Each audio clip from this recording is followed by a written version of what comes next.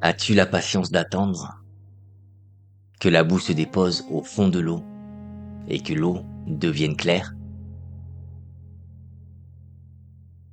Peux-tu rester immobile jusqu'à ce que l'action juste surgisse d'elle-même? Ces mots anciens, attribués au sage Lao Tse dans le Tao Te Ching, ne sont pas une simple question posée à l'univers. Regardez en vous. Que voyez-vous souvent, si ce n'est une eau agitée? Nous vivons une époque qui a érigé le mouvement en vertu et le silence en vide effrayant. Vous ressentez peut-être cette agitation chronique, cette vibration sourde qui ne vous quitte jamais tout à fait, même lorsque le corps est au repos. C'est ce que j'appelle la turbidité de l'âme. Ce n'est pas une fatalité, c'est simplement que l'eau de votre conscience est troublée par une tempête de particules. Les grains de sable des regrets d'hier et la poussière des angoisses de demain.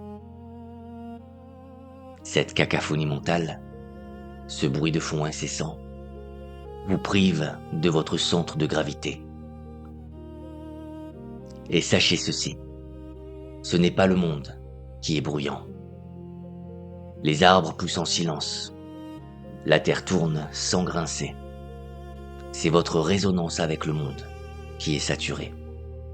C'est votre main qui sans cesse remue l'eau du vase par peur de ceux qu'elle pourrait y voir si elle devenait limpide. Mais j'ai une promesse à vous faire. La paix que vous cherchez n'est pas une terre lointaine qu'il faut conquérir à force de volonté et de bataille. La paix est un état géologique fondamental. Elle est le lit de la rivière, solide et immuable, qui attend simplement sous les sédiments de votre inquiétude. Dans les minutes qui viennent, nous n'allons pas apprendre à construire la paix, car elle est déjà là. Nous allons apprendre l'art délicat de cesser de remuer l'eau. Nous allons découvrir comment laisser la boue redescendre doucement pour retrouver enfin le visage clair et tranquille de votre être véritable.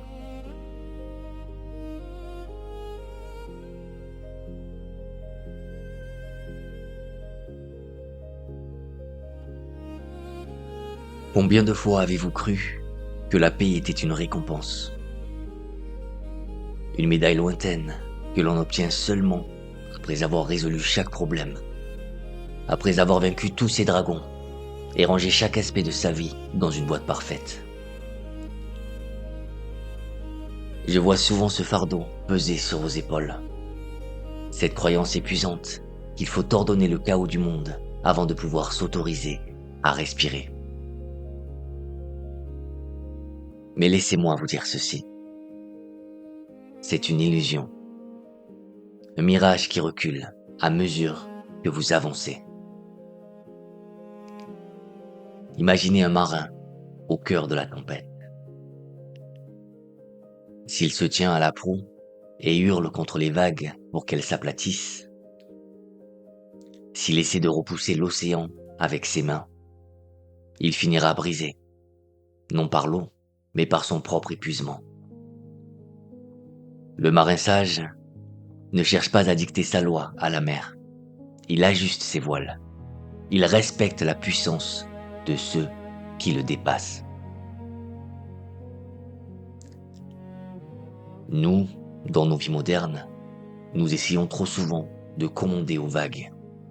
Nous voulons contrôler l'incontrôlable, les pensées des autres, les caprices de l'économie, les incertitudes de l'avenir.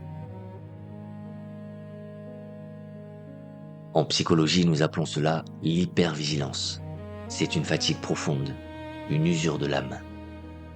Lorsque vous refusez d'accepter ce qui est, une partie ancienne de votre cerveau, l'amygdale, sonne l'alarme.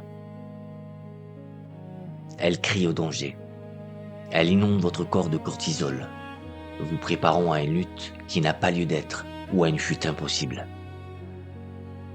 Vous devenez une sentinelle qui ne dort jamais, surveillant un horizon qui ne vous appartient pas. Il existe pourtant une clé, forgée il y a des siècles par les philosophes stoïciens comme Épictète.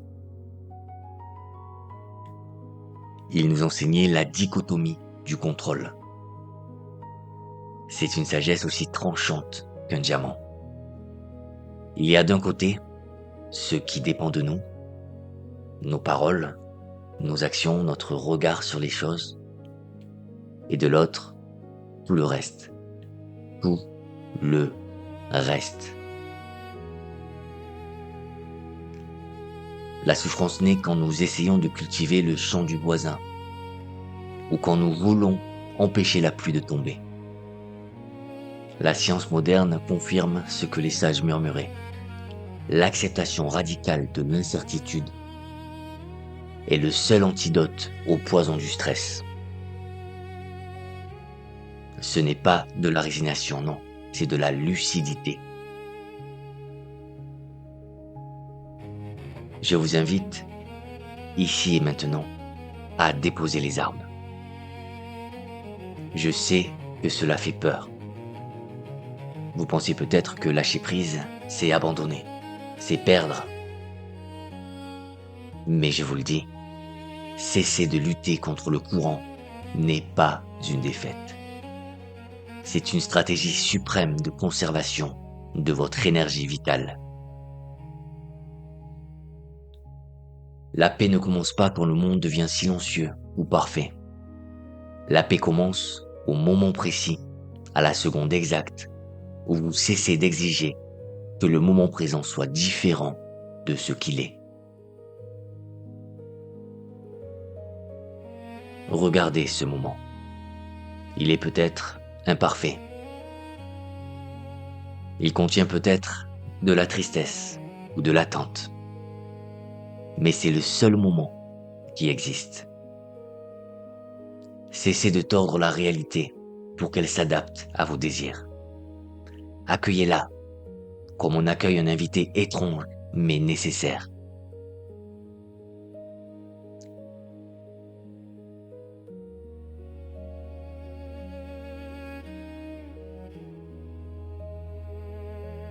Pourquoi, lorsque le bruit du monde s'éteint, sentez-vous parfois votre cœur se serrer? Pourquoi y a-t-il cette hâte fébrile à saisir un écran, à allumer une musique, à combler la moindre brèche dans le tissu du temps? C'est que nous avons appris à craindre le silence. Pour beaucoup d'entre vous, le silence ressemble au vide. Et le vide, pour l'ego qui cherche sans cesse à prouver son existence, ressemble à la mort. Alors nous courons. Nous érigeons des murs de distraction. Nous nous étourdissons d'occupations constantes pour éviter cette rencontre redoutée. Le face-à-face avec soi-même. Blaise Pascal, ce penseur qui scrutait l'abîme de la condition humaine, a écrit une vérité qui traverse les siècles pour venir se poser devant nous.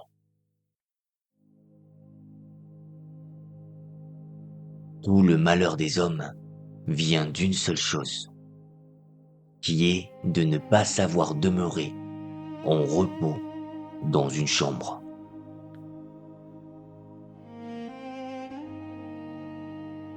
Mais je suis ici pour vous offrir une autre perspective, pour changer la lumière qui éclaire cette pièce obscure.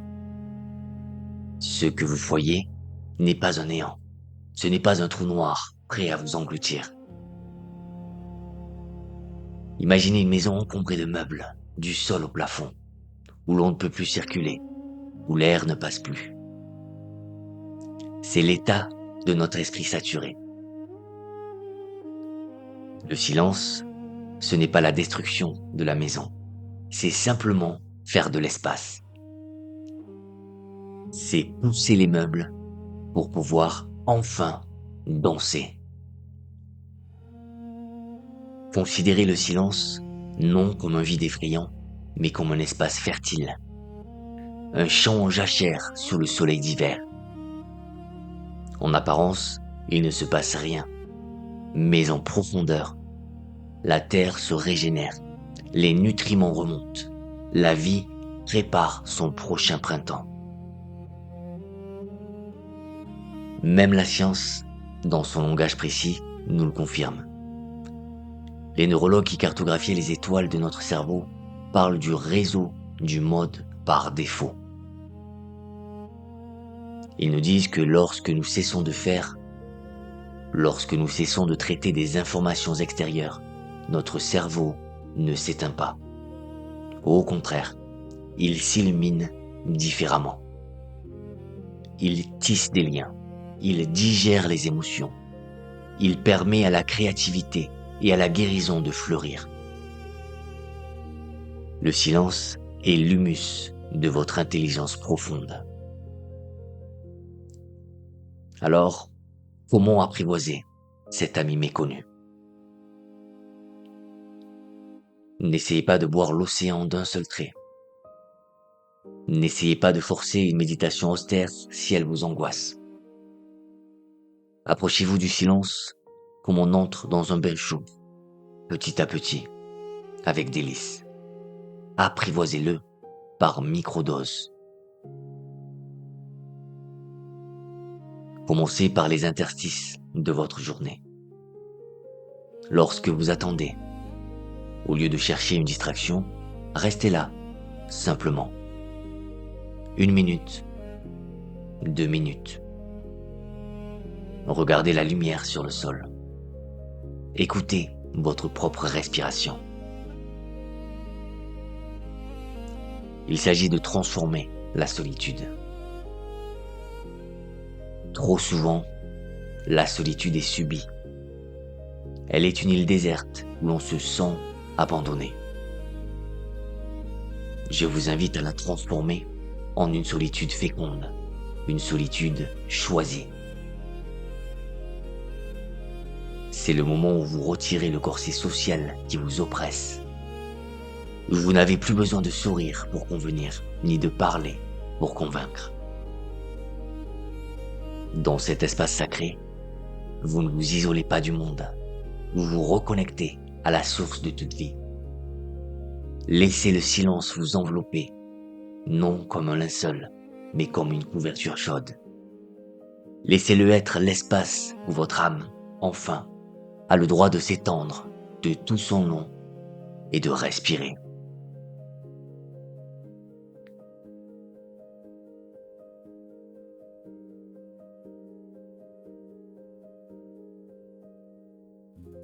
Il est une erreur ancienne, une illusion d'optique de l'âme, qui cause bien des tourments inutiles. C'est la croyance tenace que vous êtes ce que vous ressentez.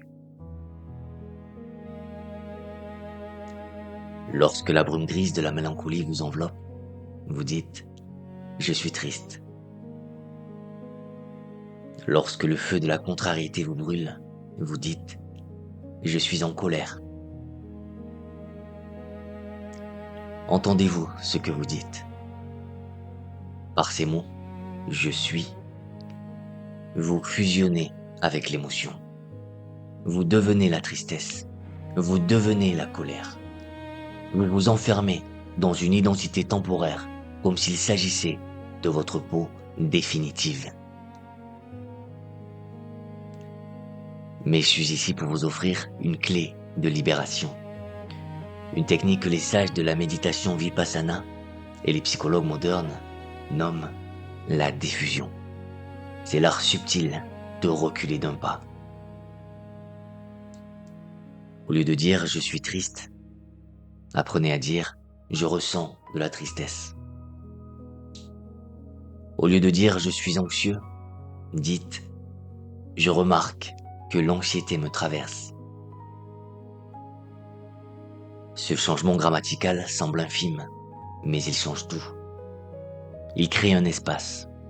Il remet l'émotion à sa juste place, celle d'un visiteur et non celle du propriétaire de la maison. laissez-moi vous offrir une image, celle du ciel et des nuages.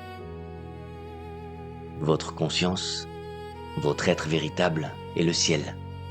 Il est vaste, ouvert, infini.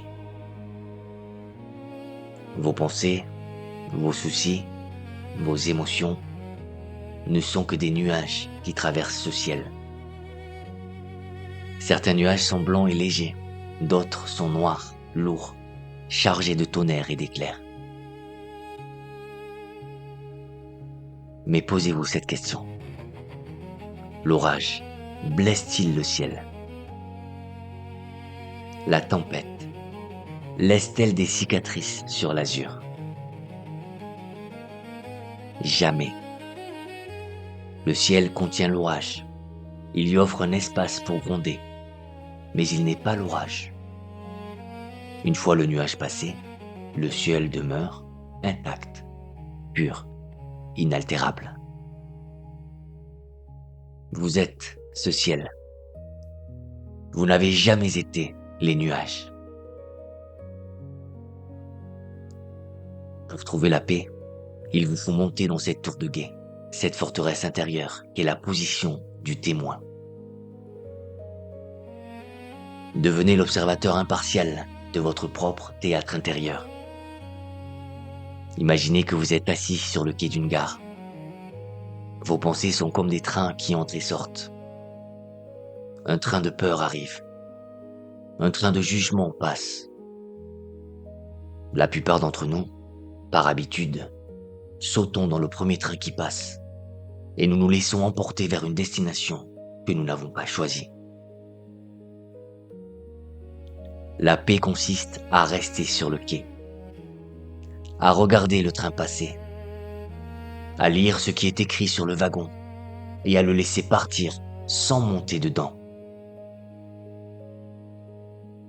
C'est dans cet espace minuscule, entre le moment où une chose arrive, une parole blessante, un imprévu, et le moment où vous réagissez, que réside votre liberté. C'est là que se trouve votre pouvoir. Si vous parvenez à élargir cet espace, ne serait-ce que d'une seconde, pour observer l'émotion sans la juger et sans la devenir, alors vous avez gagné. Vous découvrirez alors que rien, absolument rien de ce qui traverse votre esprit n'a le pouvoir de détruire qui vous êtes vraiment. Vous êtes le contenant, pas le contenu. Et dans cette distance sacrée, dans ce pas de côté, réside une paix que le monde ne peut ni vous donner, ni vous reprendre.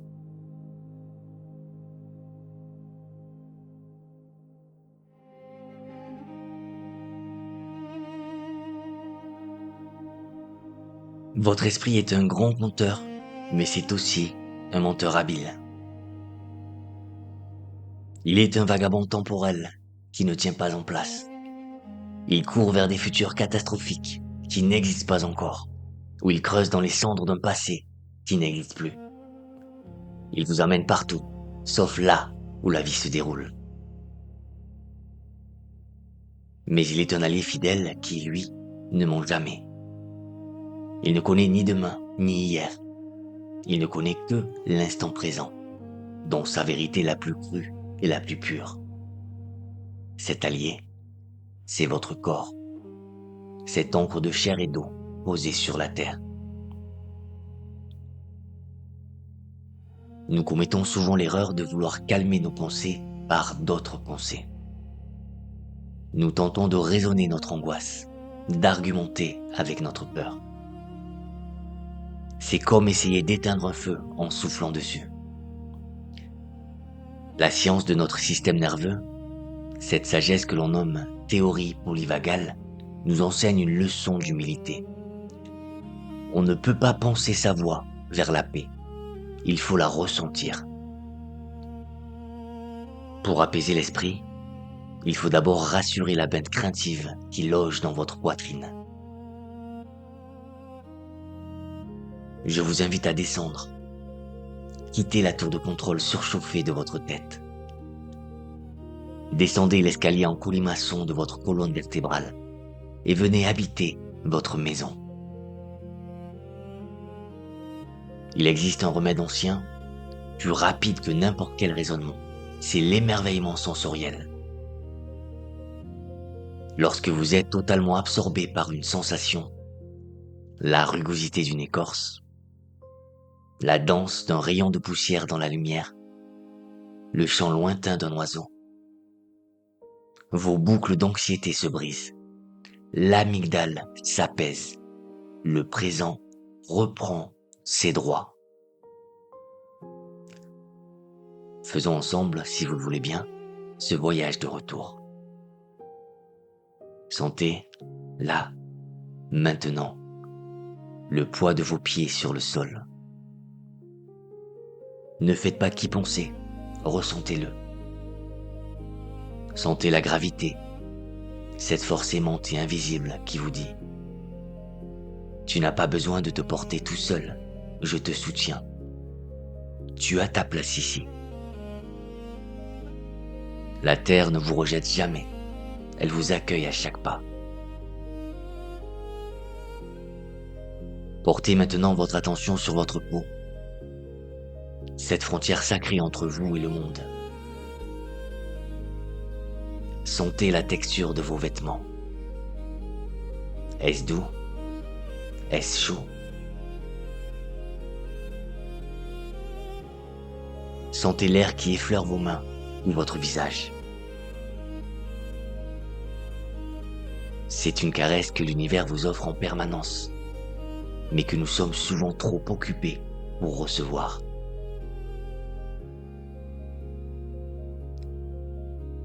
Et écoutez votre souffle. Ne le changez pas, ne le jugez pas. Observez simplement ce miracle rythmique qui se produit depuis votre première seconde de vie. L'inspiration qui vous nourrit, l'expiration qui vous déleste. C'est le ressac d'un océan intérieur qui ne demande rien d'autre que de continuer à vagues égales.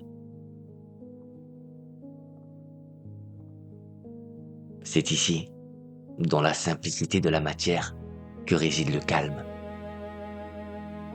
Redescendre dans le corps, c'est quitter l'exil pour rentrer chez soi. Soyez doux avec ce corps. Il a traversé toutes vos épreuves. Il a encaissé tous vos chocs. Il a gardé en mémoire toutes vos joies. Il est votre compagnon le plus loyal. Remerciez-le d'être ce refuge tangible au milieu de l'abstraction du monde. Lorsque la tempête mentale reprendra, ne débattez pas avec le vent. Revenez à vos pieds. Revenez à vos mains. Revenez au souffle. La paix n'est pas une idée, c'est une sensation. Et elle est là, juste sous votre peau, attendant votre retour.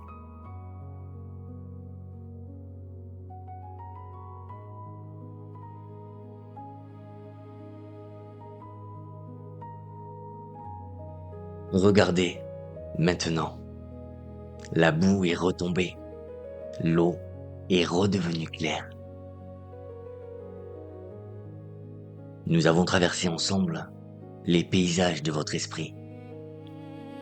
Vous avez compris que la paix n'est pas l'absence de tempête, mais le calme inébranlable au cœur même de la tempête. Elle ne se trouve pas en fuyant le monde, mais en cessant de lutter contre ces marées inévitables. Vous savez désormais que le silence n'est pas un vide à combler, mais un ami fidèle qui vous attend. Vous savez que vos pensées sont des nuages passagers qui ne peuvent abîmer le ciel de votre conscience. Et vous avez redécouvert que votre corps est l'encre qui vous maintient dans la vérité de l'instant. Mais ne croyez pas que ce voyage s'arrête ici. La paix intérieure n'est pas un trésor que l'on découvre une fois pour toutes et que l'on enferme dans un coffre. C'est une pratique. C'est une hygiène de l'âme, aussi nécessaire que le sommeil, aussi vitale que le souffle. Je vous invite à devenir le gardien de votre propre phare. Le phare ne court pas sur le rivage pour chercher les bateaux. Il reste immobile, il reste solide, et c'est par sa stabilité qu'il éclaire l'océan. En cultivant votre propre paix, vous ne le faites pas seulement pour vous. Vous devenez une lumière stable pour ceux qui vous entourent. Votre calme deviendra leur refuge. Avant de nous quitter, j'ai une dernière invitation pour vous, petite mais pourtant immense. Dans les heures qui viennent, offrez-vous un acte de rébellion douce contre le bruit du monde. Prenez 3 minutes, 3 petites minutes. Sans téléphone, sans but, sans attente. Asseyez-vous et ne faites rien. Contentez-vous d'exister. C'est le premier pas concret vers la reconquête de votre territoire intérieur.